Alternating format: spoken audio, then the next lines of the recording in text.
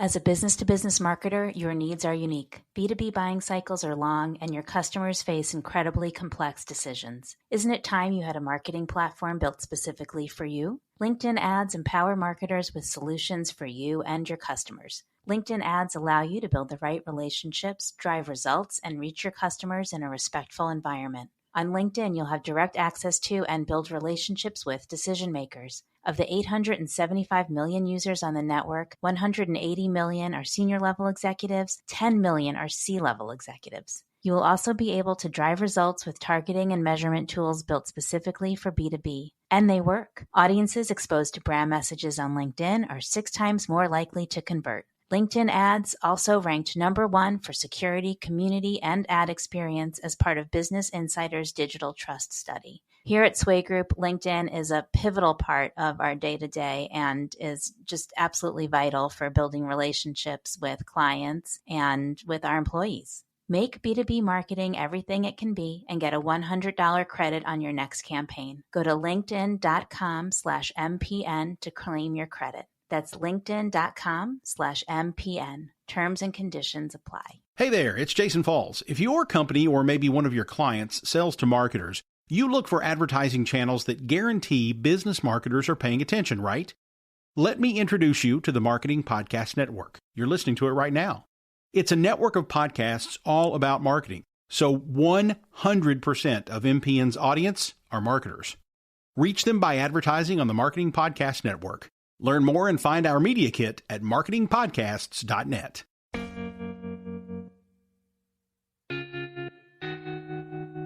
Welcome to The Art of Sway. This is a podcast that brings you inside the world of marketing through the lens of influence. I'm your host, Danielle Wiley. Each week, through candid conversations with industry insiders, we will uncover how influencer marketing is making an impact across all consumer buying habits and is changing the way we talk to each other. Let's dive in. A bilingual, bicultural Latina, brand storyteller, and cultural engagement strategist with nearly 2 decades of experience in multicultural marketing, Kimberley McArthur has built a career on a deep curiosity about people and the nuances of culture and identity. Currently leading multicultural strategy and engagement at General Mills, she leverages her cross-functional and cross-category experience to develop strategic campaigns that drive authentic engagement. Prior to her current role, Kimberley was a key leader within such agencies as Edelman Public Relations, Olson Advertising, and Bravo Young and Rubicam, delivering successful campaigns for a diverse set of global and U.S. clients across a range of industries. She is passionate about making a difference with the work she helps to bring into the world. You're going to love this conversation with Kimberley. She is a dynamic powerhouse who has worked on multicultural marketing for some of the country's largest brands, and our conversation was, no surprise, a ton of fun. Enjoy. Hi, welcome. I'm so glad we're doing this. Thank you. This is a fun thing to do on an afternoon. Yes, a freezing afternoon. I'm very cold. We're both in Michigan, so we're both freezing right now. Fun tip, if you build a backyard office, build in a bigger heater than like a small room heater. So definitely. I have the room heater under. I'm in the basement, so I have a room heater by my feet, and I keep turning it on and burning my toes on it, but it feels really good. So note for Michiganders, buy better socks. Like that's how I'm feeling right now as well. I hear you. Yeah, for sure. Well, this is awesome. So we bumped into each other, it was probably a couple of months ago now at the Detroit Digital Summit. Of course, worked together years and years and years ago at Edelman. So great to catch up. And you were so dynamic on stage. And then we had all these amazing conversations at happy hour and dinner. And I was like, I have to get Kimberley on the podcast. I have to do it. So thank you for making this happen. I really appreciate it. No, thank you. And this is my first podcast guest experience. So couldn't have picked a better host to do that with. So thank you for this as well. Amazing. So we'll start easy. I would love for you to just kind of fill everyone in on your unique background and your kind of career path and journey to where you're For at sure. now? So I think my personal background is very coupled to my business background because it really is the purpose and the motivation behind what I do. So I was born in Sao Paulo, Brazil. My parents are both bicultural. I always joke about the Latin American women in my family love the Anglo men. And so my dad's mother was Chilean. His dad was Canadian, who met my grandmother in Chile. They didn't speak a word of the same language, but they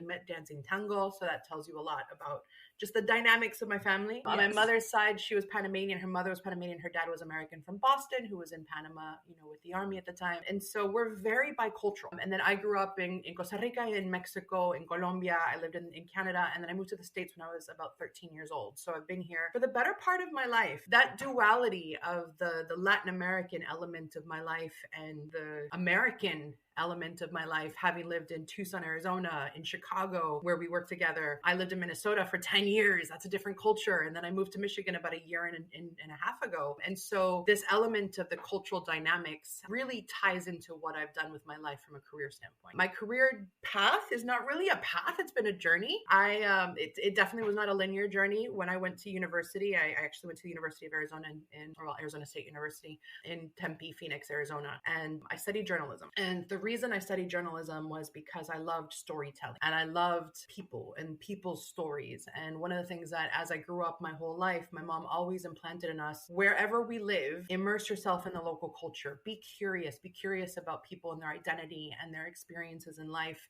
and always be open to the fact that you can learn something new from someone else. And so that has been something that has fueled my career because I've had this curiosity about culture, curiosity about identity, and then also just, I think more than anything, when I think about what I've done with my career, I've wanted to partner with brands to really help brands to understand how to engage people for how people see themselves versus how brands want to maybe oversimplify who people are. And so I've worked in television. I actually, in Chicago, I started at Futura Chicago, Univision Chicago. And then I was at Edelman. I'm a member of the Edelman Comeback Club. So I was at Edelman at the very beginning when we did diversity solutions, when we were like, there's all these Latinos here and salsa outsells ketchup. That was the data that we had. Oh man, I hadn't. They used to say That's that way all back, the time. my friend. It's Yes. been a while since I've heard that. So that was at the very beginning when the conversation about Latinidad or Latino culture and the Hispanics in the US. So I was at Edelman a total about, I think, 10, 11 years. I left as the VP of Multicultural. I went to another shop in Chicago that partnered me with a shop in Minneapolis, and I started working on the Target business. So I moved to Minneapolis. And then in Minneapolis, I worked at Olsen in the PR and advertising side. And then I also did my own thing. So I'm 3 times now an entrepreneur because I love telling stories. And so I've made a documentary you can find on Vimeo, and it was part of the Chicago Latino Film Festival and the International Film Festival in Chicago. But everything I've done in my career has been storytelling. And so for the last 4 years, I've been at General Mills. And my job at General Mills is really helping our brands to authentically engage with diverse communities, specifically the Latino community in the United States. So that's kind of, it was a wiggle dance. I'm very curious. I spent a lot of time with General Mills was my client, and I worked in shopper marketing. So I think the best way to say it is I've done everything from PR to media to above the line, below the line. I'm a well-rounded marketer because I'm super curious about the way that we engage each other and we as brands engage communities. And so I'm just constantly looking for new ways to do that in a very authentic way. My career was, I majored in sociology and jumped all over the place and did all the different things at all the different places. So probably why we get along. I identify very much with that. Hopping all over the place and just finding things that are interesting and jumping in and learning what you can and then moving on to the next. I always see it as my next assignment, right? I only ever want to be in a place where I can make a differential impact. And pretty much every assignment that I've left, I've actually trained my replacement. So it gets to a point where I'm just like, I think I've done what I came to do. And now it can grow in a different direction with a different leader. So I've been really privileged to be able to do that. Right now, I'm nowhere close to completely cracking what I want to do at Mills. I had really big, audacious goals at Mills, and I still do. And we're making tremendous amounts of progress. And there's so much opportunity. And so I'm here because I like to be challenged. I think to your point, Danielle, is like finding what's new and finding what you can learn and what you can give back that's different in every assignment. Yeah. So I'd love to, I mean, there's been such a focus. I mean, for us, it's been a focus for a while just because personally, my partners and I are very passionate about diversity and equity and inclusion. And it used to be something that we kind of sometimes felt like we were forcing down our clients' throats. Now, since 2020, the tables have turned a little bit. I don't know that they've turned, but finally clients are asking, is it as diverse as it can be? Are we doing everything? Is this list of influencers reflective of who we're trying to market to? So I just would love to hear some of your thoughts on influence through the lens of cultural identity. You were kind of specific about using the term cultural identity, not multicultural. So I just kind of love what you've seen in the space and when brands are working through outside parties, whether it's influencers or creating advertising materials. What have you seen? What do you think work? What's your perspective on that? 2020 was a big year for a lot of reasons. I think conversation about just the racial reckoning, the social justice representation, that kicked off a lot. And then 2021, the census result of 2020 got released. And then all of a sudden, we were learning about the fact that when given the option, Americans were choosing to identify as two or more races. And so then that started to change the conversation on what does identity look like. As marketers, we like to oversimplify things. We're sitting there going like, well, that's a mom, or she's Hispanic, but there's so much intersectionality in our cultural identity that I think it's something that's really interesting. And so I'll give for the audience a little bit of background. So multicultural marketing is a term that has been loved and used for many, many years. And the difference is that we now live in a multicultural nation. And we've seen it in the data. The populations that are growing in this country are diverse populations. The non-Hispanic white population is decreasing, it's aging. There's a change in intersectionality. The dynamics of families are changing. It's not that nuclear, I'm trying to think of the Americana family, like the Nelsons, I think. Like I'm digging deep and like retro, but it's like not Leave that It to Rockville Beaver family. it's like not a thing. So it's just how people define family is so different. And I work for brands that are very specifically about we are for families. And so part of our journey has been really thinking about like, but what do families actually look like? Right. And what are the dynamics of family? And even within that family, what are some of the aspects of culture that are starting to show up? What are they participating in? And one of the things that has been really interesting in 2022, if you've seen just Bad Bunny, I mean, Bad Bunny is on fire. Oh, just especially with the Spotify Wrapped that just came out. I mean, I was just looking on Twitter. He killed. I mean, he's at the top of everything. He dominated from a global and a US. And was in Bullet Train. He was very good in Bullet Train. He was amazing in that. I know. Got to catch that on my last flight. That's definitely a laugh out loud. So everyone on the plane was, weirded out a little bit, but they should all watch it. Bad Bunny is a great example of the fact that he has a specific vibe, and he is unapologetic about the fact that I am Spanish first. This is my vibe. This is who I am. I am authentic. And I think he's been a great case study for the fact that he unites so many different kinds of people who don't even necessarily speak Spanish, who don't know anything about like Puerto Rican culture, who don't understand anything about trap, who literally do not know what he's saying in his songs, but because he's a vibe, they're in on the vibe, right? And so that's an example of the fact that mainstream American culture is being so incredibly and beautifully influenced by diverse cultures that you're starting to see it in a way that you can get a matcha latte at a Starbucks, at a Caribou, and that is a heritage item, right? And so there's so much about American culture that is actually, again, I think we take a lot of things for granted, but when you think about cultural identity and when you think what it means to someone when their culture is being celebrated, not appropriated, but celebrated in an authentic way and elevated to the point where that cultural aspect, that cultural joke is now something that is in the mainstream. And like, that's something that's really interesting. You think about what Coco did for Day of the Dead, right? It took it from being a Mexican Halloween, which was just this lack of understanding, to actually bringing families into this journey to talk about the honoring of ancestors in that cultural participation moment. And so I'm just trying to bring it back to your original question, which is, what are brands doing? Obviously, I can talk about this all day. I love this stuff. I think there's an opportunity to really talk to people in that cultural participation moment, because it talks to an aspect of your identity, right? I watch Grey's Anatomy and I watch, Spanish movies on Netflix, and I watch YouTube as a channel, because YouTube is a channel. And so the amount of the content that I consume is very disparate, and it meets different elements of my identity. But I would self-identify as a white presenting Latina, who is South American born and raised, bilingual, bicultural. And so there's all these, the pluses, the double clicks, the triple clicks. So brands, you can't do all things for all people. But what I will say is Bad Bunny is an example again of the fact that you can actually pick a place within culture.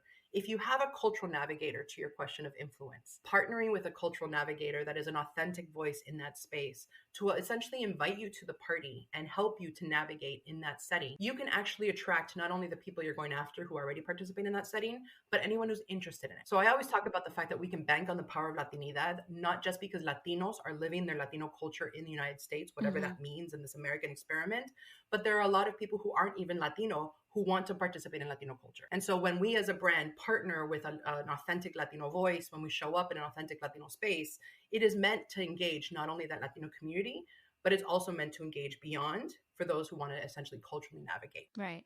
I think that's one of the things I've always loved about influencer marketing is that it takes brands can say, here's our initiative. This is what we're trying to promote. And then they can find people from all walks of life who can tell that story through their own lens.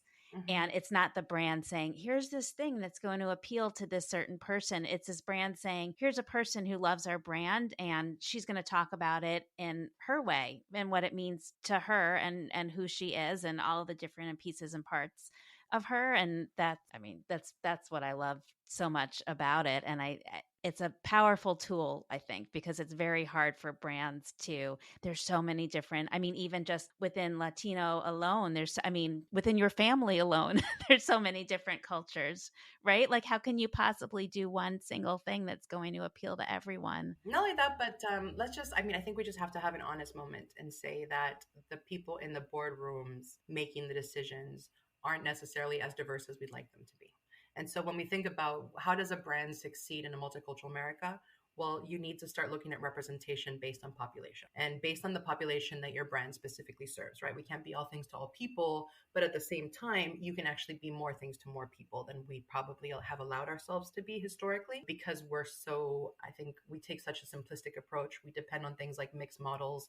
We depend on things like efficiency versus efficacy. So when we start to think about even the role of influencers, that's where you're driving that resonance. That's where you're driving an authentic brand relationship. That's where it's not necessarily only about the short-term conversion. It's about the long-term awareness. It's about making sure that you're a part of the community, but you can't go into a party and be like, hey, look at me. I'm the coolest person on the block. Yeah. Like you literally need someone. Lin-Manuel Miranda, imagine working with him and having him say like, your brand is amazing and you're welcome to this party. That's a different introduction than if you just show up and, throw your fireworks and like stand in your very positive stance and try to talk at people. So I do think that influencers really give us that opportunity to give an authentic brand experience. It gives us that inspiration that I think we're all looking for. This is a total nerdy data point, but Kantar, they talked about their 2022 trends. It's US as well as global, but consumers are actively looking to participate in culture. And it's not necessarily their own individual heritage culture. They want to belong.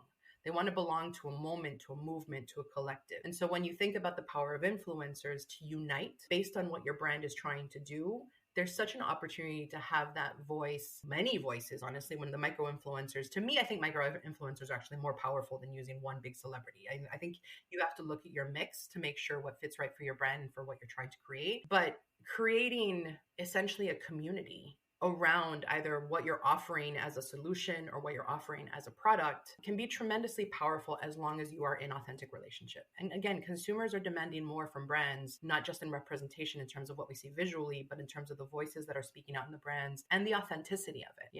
You can't just get away with a sweepstakes and a promo anymore. You need to be a part of my life and show me why your brand is a part of my life and part of my culture. Yeah. And so how, you don't have to name, if you want to name names, go for it. But how do you think, what are some even just generically examples of companies getting this wrong, trying to kind of do that multicultural thing and falling very short?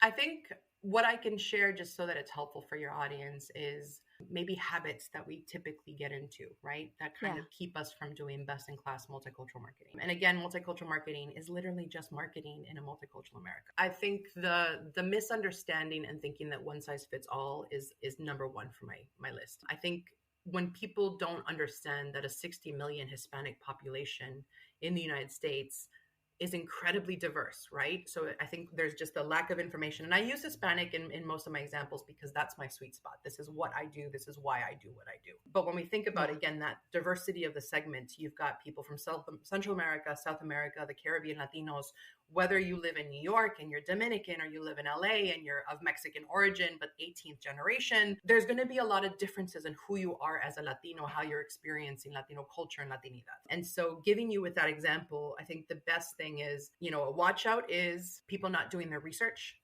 making decisions on a gut, making decisions on a focus group of one. I always believe that you should have people who are representative of the community, but just be careful not to look at either your one person of color who may be Indian American, who may be Chinese American, and assume that they understand all people of color. And also don't expect, even if that person is Latino and you're doing a Latino program, don't expect that that person can speak for all Latinidad. There's a lot of research that needs to be done. And so I would say a misstep that a lot of companies make is thinking that they can just essentially reactionarily do a one-off effort, do a Hispanic Heritage Month shout out, do one thing with one Latino person, and they call it a day. This is an authentic relationship. You need to date our community. You need to romance our community. If you want to be married and live in our kitchen, and again, I go to food because that's my life. You really need to be an authentic relationship. So I would say that that's the top one. I think the second thing is also, it almost fits in the vein, if we called it a theme of just, don't have a superficial relationship with these communities. I think that would be your overarching. And the companies that have done it wrong are the ones who have done things for Black History Month. I think we've all seen the watermelon ice cream that Walmart put out during Black History Month. And so you start to ask yourself, what is that? I mean, that's why there is a difference between cultural celebration and cultural appropriation, or even just massive amounts of bias that you may think it's a great idea, but you don't realize how much bias there might be. I mean, I was in a brainstorm many, many years ago, and the client shall not be named. And someone was just like, well, can't we just put a mariachi hat on it? And it's just like, like that is how you have simplified an incredibly diverse segment. You're just like, Latinos equal mariachis. And so there's a lot of bias. So I think making sure that you are checking yourself, checking your team, checking your work, making sure your consumer insights partners, whoever it is that might be doing that work. We all know that there's shops of different sizes, but your strategists, your creative people, do homework, talk to people in the community. That's why those influencers and those cultural navigators are such an important way in, because they actually serve as a focus group. So I would say, don't just pay an influencer to promote your product. Ask the influencer to essentially have a relationship with you and your brand, and make it mutually beneficial. And, ask them questions about the community, see who's in their network. I think there's a lot that brands could learn from if they just had more of a dialogue versus a transactional relationship with a lot of their partners, including influencers.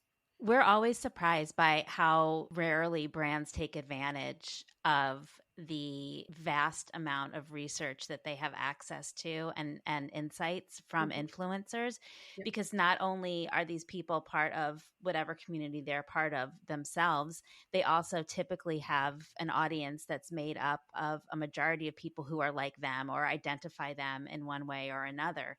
And what an influencer does is they speak to this audience. They're experts in this audience. They know what this audience wants to hear. So not only is it an individual person who you're trying to reach, it's an individual person who happens to be an expert on whatever segment of the community that they're in. And so few brands take advantage of that. It kind of blows our mind on a regular basis. I mean, I would like, to me, when I'm thinking about our brand planning, right, it's just, I could have a room of 12 marketers that are essentially trying to source from the same shallow bucket. Or I could bring in voices of the community, media partners, influencers, and say, here's the brief, here's the challenge. How would you go about it? And I guarantee you the richness of the conversation in innovative ways, in new ways, in authentic ways would certainly pay off for that effort. Yeah. Yeah. Okay, so on a more positive note, what are some examples of brands doing a great job? And here you can definitely name names. I mean, for sure. Look, I think I don't know any CPG person who doesn't have a crush on P&G. So Procter & Gamble, Mark Pritchard was at the ANA conference this year. So the 2022 Multicultural and Diversity Marketing Conference was, I think, like 3 weeks ago in Miami, Hollywood, Florida. And he got up there and he talked about the fact that, multicultural marketing is marketing. And there is no general market because there's no general consumer. There's no general person. We are all multifaceted. We are all intersectional. You can leverage specific insights Like as an example, we leverage specific insights for bilingual, bicultural. We have psychographics, and we're saying, okay, there's values and behaviors for this Latino family that will actually help us to engage more modern families that are of diverse backgrounds. And that is our doorway, our gatekeeper, our way in, our cultural muse, however you want to call it. Vicks Vapor Rub, not the sexiest product, No. but I know you didn't expect that. You were just like, Nike. No. Vicks Vapor Rub, my friends. One thing that I loved about PNG, and Mark actually, he presented this as a case study where he was talking about the fact that Vicks Vapor Rub has a legacy in the Latino community. It is, if you remember my big fat Greek wedding where they use Windex for everything, that is what Vicks Vapor Rub is, right? It cures a cold, it cures heartbreak, it cures a headache, like it's ponlo en todo, like put it on everything. And so there's always been this almost like cultural joke about vir vapuru. Like it's on top of that, it's pronounced differently, vapuru, right? Like not vapor sounds rub, a lot vapuru. more exciting and sexy when you say it. Right? You can get behind vapuru versus like Vicks Vapor Rub. Like it's like when you watch like, soccer, it's the World Cup right now, but it's when you watch soccer on TV in Spanish, it's a different level of passion.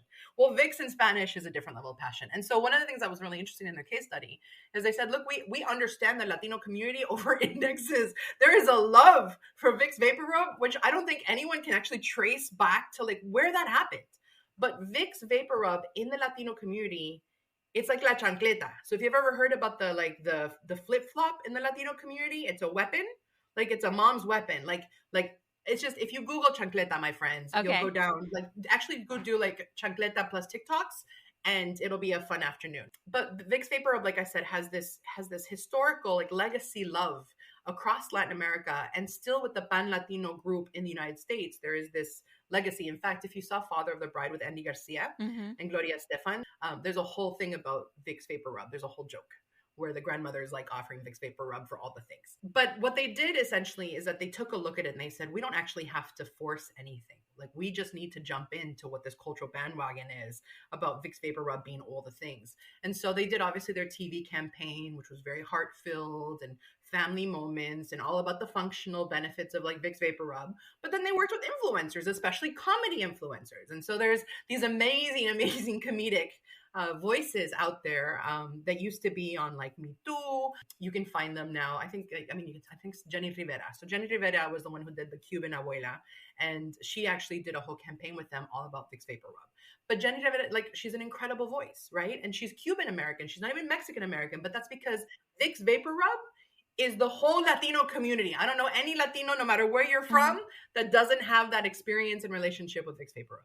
And so what I said is just really, when you look at the brand, instead of saying, oh, that's a funny, weird cultural quirk, they're like, how do we leverage that? Honestly, we've never actually leaned into that fully.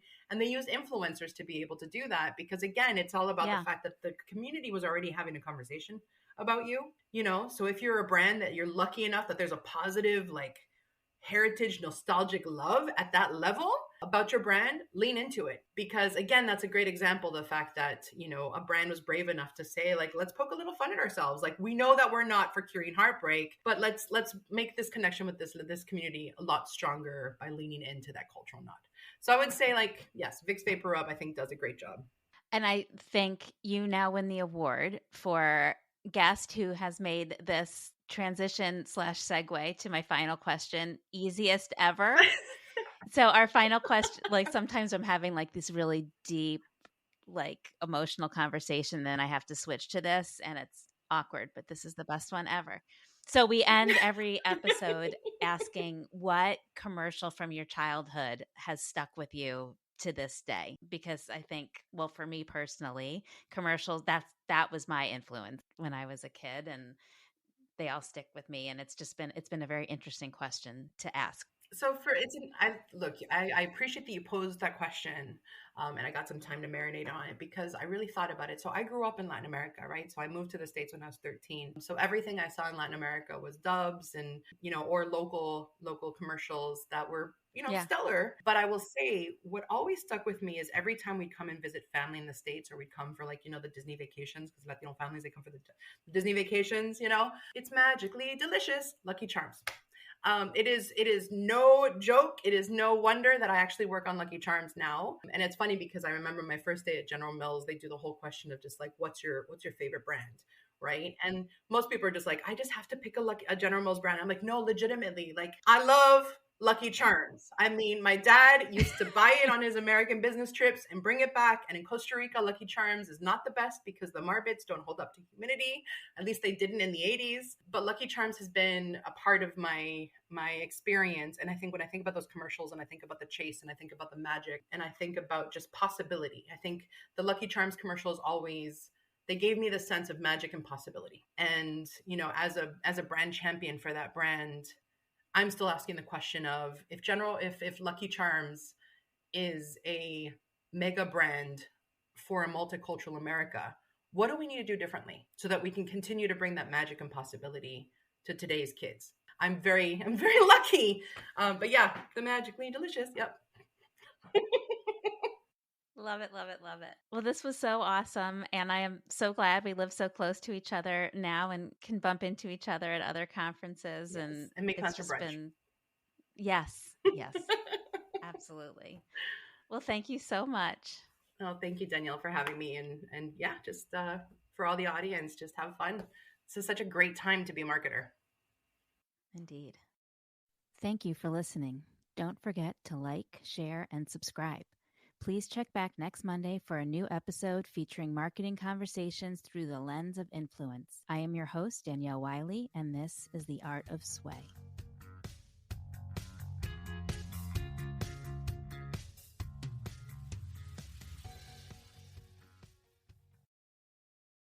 You may know you're listening to this show along the Marketing Podcast Network, but did you know there are other great shows on MPN to help your business? Nick Westergaard hosts a great podcast called On Brand. Nick, tell us what these fine folks will get out of listening. On Brand features my conversations with smart marketers and agency professionals, as well as those working for innovative brands like Adobe, Ben & Jerry's, MasterCard, Salesforce, and more. Tune in and you'll learn how to tell stronger stories and build better brands. Amazing. Where can people subscribe? You can go to onbrandpodcast.com, find the show at marketingpodcast.net, or search for On Brand with Nick Westergaard wherever you get your podcasts. That's 2 A's in Westergaard. You heard him. Go subscribe. This podcast is heard along the Marketing Podcast Network. For more great marketing podcasts, visit marketingpodcasts.net.